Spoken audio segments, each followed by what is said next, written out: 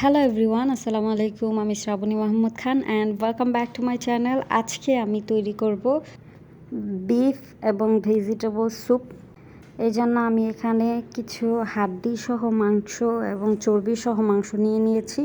আমি আগের দিন কাবাব তৈরি করেছিলাম, কাবাবের যে হাড্ডিগুলো রয়ে গেছে আমি ওইগুলো দিয়ে স্পেশালি আজকে এটা বানাইতেছি। এখানে প্রায় 1.5 কেজির মতো হাড্ডি প্লাস মাংস ছিল, যেটা আমি ভালোভাবে পরিষ্কার করে নিয়েছি। আর এখানে 3 ধরনের সবজি নিয়েছি, গাজর, পেঁয়াজ ফুল এবং পাতাকপি।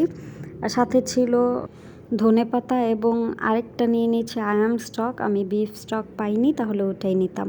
এখানে আমি পেঁয়াজ কাঁচামরিচ কেটে নিয়েছি, কারণ মাংস সিদ্ধর সময় আমি এটা ব্যবহার করব। এবং নামিয়ে নেওয়ার প্রায় 30 মিনিট আগে আমি এই সবজিগুলো মাংসের ভিতর দিয়ে দেব, কারণ মাংস সিদ্ধর সময় দিলে এই সবজিগুলো সব গলে যাবে।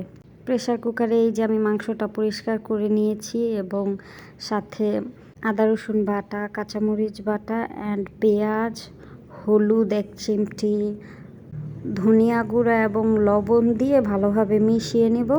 আলাদা করে তেল দেওয়ার দরকার নেই, কারণ এই গরুর মাংসের থেকে যেই তেল উঠবে ওইটা দিয়ে সুন্দর রান্না হয়ে যাবে।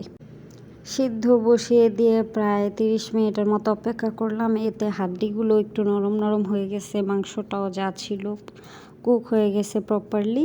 30 মিনিট পর এই যে আমি আমার সবজিগুলো দিয়ে দিয়েছি এটার মধ্যে, এবং এখন স্যুপের পানি বেশি করে দিয়ে দিয়েছি, আপনারা আপনাদের পরিমাণ মতো দিবেন। এবং লাস্টে 2টা আয়াম স্টক ঢেলে দিয়েছি। আয়াম স্টক একটার মধ্যে 5 পিস ছিল, আমি 2 পিস দিছি।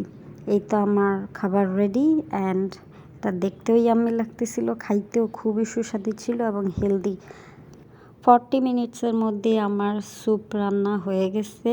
অ্যান্ড আপনারা চাইলে আরও শাকসবজি অ্যাড করতে পারেন, কিন্তু আমাদের কাছে যা ছিল আমরা তাই দিয়ে রান্না করে ফেলেছি। এভাবেই গরু বা মুরগির বেঁচে যাওয়া হাড় মাংস দিয়ে আপনি সুন্দর করে চিকেন স্যুপ বা বিফ স্যুপ বানিয়ে নিতে পারবেন।